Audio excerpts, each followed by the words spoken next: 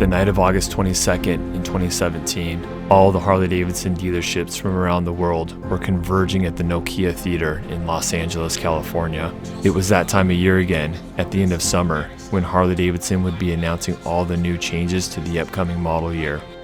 The environment was buzzing. There were a ton of rumors around the new motorcycles that were coming out. Everyone knew the 2018 model year marked the 115th anniversary for Harley-Davidson. There were a lot of rumors flying around about a big change in the mid-size cruiser lineup.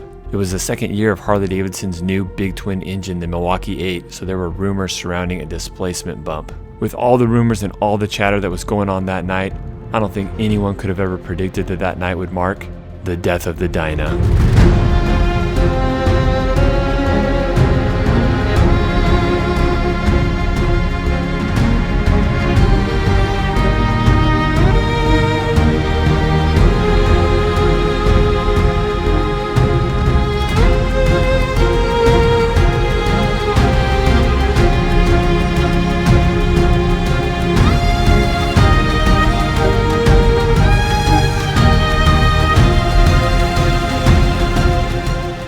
I arrived in Los Angeles like many of the other dealerships with high anticipation for what was coming out in the 2018 model year. The 2018 model year was without a doubt the most significant model year launch in recent history. For a lot of reasons, there were a lot of amazing bikes launched that year, but also because a huge, quickly growing subculture mostly surrounded by Dyna riders was majorly disrupted. So, forget about the Dyna or the Softail experience that you've had before. Just forget about it, it's gone. Because Brad, it's time to bring out the most dynamic big twin cruisers ever offered by Harley-Davidson. Let's do it. Welcome to the new Softail platform. New technology, new performance, and new style on every big twin cruiser in the line. And so tonight, we reveal a single big twin cruiser platform that combines Softail style and Dyna performance in one all-new big twin cruiser platform. A line of cruisers far superior to any Softail or Dyna model you know of today. For about 26 years, Harley-Davidson produced the Dyna and the Softail side by side. The Softail was launched in 1984, then the Dyna was launched in 1991, and they were both launched for different reasons, to address two different styles that motorcycle riders were choosing at the time. However, as time went on, they were both mid-sized cruisers, and they served a lot of the same purposes. There was a lot of overlap between the two models, and the technology on both the Softail and the Dyna chassis was getting long in the tooth. They were both due for an upgrade, but instead of redesigning both the Softail and the Dyna chassis, they decided to put all their eggs in one basket and just develop one mid-sized cruiser chassis. And here's where arguably the biggest marketing blunder of all time was made. They decided to call it the Softail, which in my opinion makes more sense. You have hidden rear suspension, it looks like a hardtail in the rear. But by choosing the Softail name over the Dyna name, Harley-Davidson decided to throw away all that brand equity. All those Dyna bros whose identity was wrapped up in the D word, Dyna. It wasn't until moments after the show ended and the smoke cleared that I realized the Dyna was gone forever. I don't feel great about no new Dynas, guys. I'm a little bit sad, but I'm gonna reserve my my comment about the Dynas until I actually ride the new bike. I'm thinking this new chassis is gonna be pretty good, guys. I think the Dyna Softail chassis combination, well, it's just a Softail, there's no more Dyna. I think it's going to be good. That night, the Dyna Nation became unhitched. A social media shitstorm ensued. Mein Führer, Steiner konnte nicht genügend Kräfte für einen Angriff massieren. Der Angriff Steiner ist nicht erfolgt. Es bleiben im Raum Keitel, Jodl, Krebs und Butter.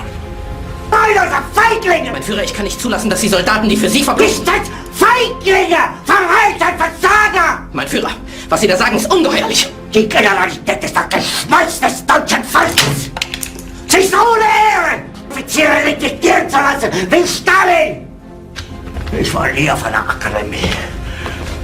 Und doch habe ich allein auf mich gestellt. Ganzer Raum. Me and my brother Scott are both gonna buy bikes. What do you think we should get? I don't know, I like my FXR a little bit more now. Uh-oh. My brother has an FXR. I think he's saying screw the new bikes. He's sticking with the FXR. So yeah, the question is the Dyna dead or is it dying? Here we go. Harley-Davidson made the announcement for their new lineup of bikes, and to everyone's surprise, there were no Dynas announced. In fact, Harley-Davidson had decided to kill the Dyna line to combine many of the Dynas with the Softail line. So meaning there would be no more Dyna models, they'd all be converted to Softails. Now, as you would expect, the Dyna community, like, just totally lost its shit over this.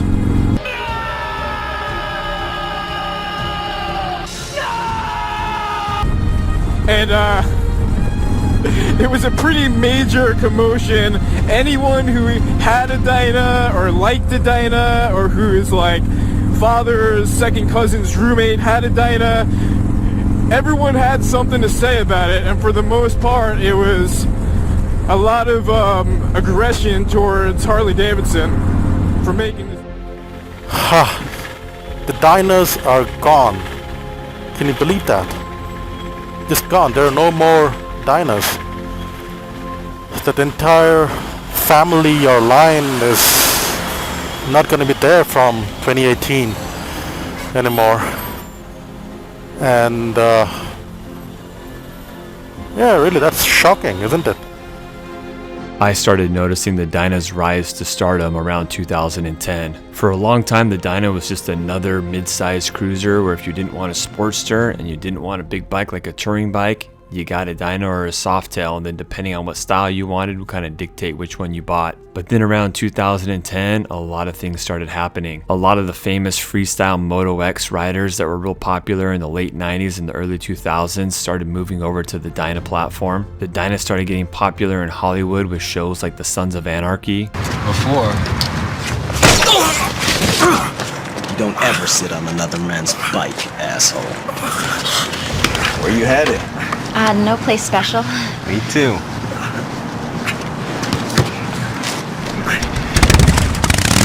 What's oftentimes referred to as the Dyna Bro culture was really rapidly rising at this time. It was this youthful, rebellious rider, which is a common theme that tends to repeat itself in Harley-Davidson's history. And all of this was happening organically. It wasn't because of an ad campaign. It wasn't a planned, targeted customer by the motor company. It was just grassroots, naturally happening. And it was around this time that financial and business media started criticizing Harley-Davidson for not doing more to replace their aging demographic. They weren't doing enough to target the future generation of riders. And then this Dyna culture just kept growing and kept getting more popular. Aftermarket companies were making accessories that appealed to this type of rider. Retro style FXRT fairings, retro style FXDXT T-Sport fairings, tall moto style risers and bars, aftermarket T-Sport bags, step-up seats, 2-in-1 pipes, and then you combine that with the Americana of the V-twin sound, look, and feel, you have a winning formula. You combine that with a lot of the freestyle moto riders coming into the Harley-Davidson world and the introduction of social media like Instagram, you had every Dyna bro that knew how popping wheelies and doing burnouts on social media. So the culture and the style just started to grow like wildfire. And then in 2016, Harley-Davidson made a big move to tip their hat to this crowd. They came out with what I feel like is the best Dyna of all time, the Lowrider S. The Lowrider S was named Motorcycle Cruiser of the Year by many of the motorcycle publications like Cycle World. Dealerships could not keep this bike on the floor. And so right when the Dyna craze was peaking and it looked like the Harley-Davidson Motor Company was feeding this animal, all of a sudden, they ripped the rug right out from underneath the Dyna Bros' feet.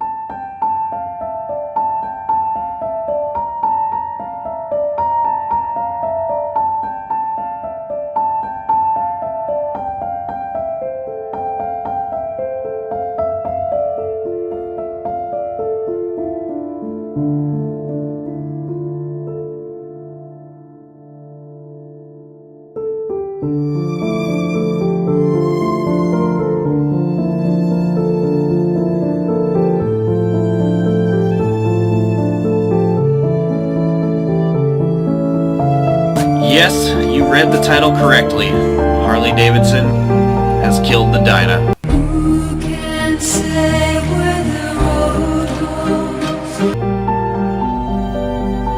They're all soft tails now. First, let me just say, they are all ugly as hell. I know most Harleys are ugly stock, but this is next level. The only one that's kind of hard for me to hate is the Fat Bob, which bums me out to say because I think it's so ass backwards to have that be the performance offering. 2017 to me looked like a very promising future for Harley with the release of the Lowrider S, the Sportster Roadster, the Street Rod. It was looking like performance-oriented bikes were starting to become a thing, and that was awesome to people like me, but they kind of shot themselves in the foot at every turn on this time around. On the surface level, I think a lot of people question Harley-Davidson's actions. It looks like Harley-Davidson Dyna was building momentum. They were building bikes like the Lowrider S, and then all of a sudden the next year they decided to scrap it all. But I think what people don't realize is there's so much planning and so much effort and engineering that goes into a brand new chassis. The wheels were put into motion to design this new Softail chassis years before the Lowrider S came out, and years before some people would argue that the Dyna was really peaking in its popularity. The fact of the matter is, the new Softail platform that came out in 2018 is far superior to the Dyna in every way. It's on average 30 pounds lighter, it's way more powerful, puts out less heat, it's 90% stiffer than the old Dyna frame, so it handles better, it hits turns at higher speeds better, it's better in every measurable way. So overall, you can't see it here, but of course if you're on this bike and riding it, these bikes are better in every way possible when you're out on the road as compared to our current product bikes. It is hands down the best cruiser lineup that we've ever built. Awesome. So the Dyna guys will be okay then, is that what you're saying here? The Dyna guys have nothing to worry about here. I know, it's kind of a regional thing, especially out on the West Coast. What I would say is it doesn't say Dyna on it, and it doesn't have exposed rear shocks. If you can get past that, and I can get your butt on a seat and take this bike out for a ride, you'll see what I mean. And if you're wondering if these bikes will do wheelies, yes, they will. And now that we're 7 years removed from the death of the Dyna, I think a lot of the would-be Dyna buyers have gotten over the fact that the name is no longer there, but the DNA that started with Willie G's 1971 Superglide is still in bikes like the Lowrider S and the Lowrider ST. But at the time, in 2018 and 2019, it didn't really matter. The damage had been done. After the 2018 model year announcement, the used Dyna market went ballistic. Used Dynas were selling way over the original MSRP. It wasn't uncommon to see Dynas going for over $20,000 in the used market. But like I said, years have passed and wounds have healed. And unsurprisingly, this isn't the first time this has happened in Harley-Davidson's history. When the FXR first came out, people said it looked too Japanese. And then when the Dyna came out, they said that it wasn't as good as the FXR. And just like those two predecessors, Harley-Davidson did build a better motorcycle, but history has repeated itself, and change is tough in the Harley-Davidson world. And we all know some riders who are a little salty. A little salty. You are a little salty. Yeah. They ride a Harley-Davidson to express freedom and earn respect through style, through performance, through an expression of pure individualism. And what do they ride? Well, let's start with Lowrider. I've asked myself personally over the last 7 years, what would I have done differently? And although I've lost a lot of sleep thinking about it, I've come to the conclusion that I don't know. Harley-Davidson went with the rip the band-aid off as quickly as possible, but there aren't a whole lot of good options. Do you call it a Dyna instead of a Softail? The elements of the frame really have nothing to do with the Dyna. There's no external shocks. So then I asked myself, well, should they have produced the Dyna side by side with the new Softail frame? Much like they did with the FXR and the Dyna, there was a few years of overlap there. Maybe, but I don't know what the internal costs are of the motor company. Was it too expensive to run both of those production lines side by side? And when the Dyna guys discovered that the new Softail frame was way better than the old Dyna frame, would they have bought Softails instead? Is it in Harley-Davidson's best interest to produce an inferior product that has a lot of overlap in its use case right next to their brand new product? Personally, I don't think so. I think that's just bad business. So then you ask, should they have upgraded the Dyna chassis and made a brand new Dyna and made a brand new Softail and sold them side by side? Well, once again, I'm not a bean counter and I don't know what the financials look like on something like that. And so I just don't know how this could have been handled a little bit better. But the legacy of the Dyna lives on. I still have people coming into the shop today asking for a Dyna, and a lot of times that's the word that they use to reference the new Lowrider S, or the term they use to reference the Street Bob. The word Dyna has kind of taken on a new all-encompassing meaning, much like the word glide or the word bagger. The word Dyna kind of refers to a badass mid-sized Harley-Davidson cruiser.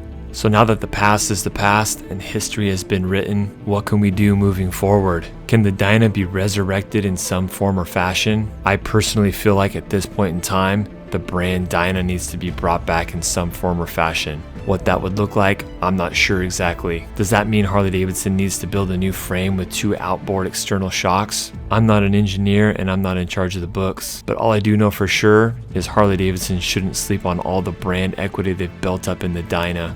The Dyna Nation is hungry, and you gotta bring it back.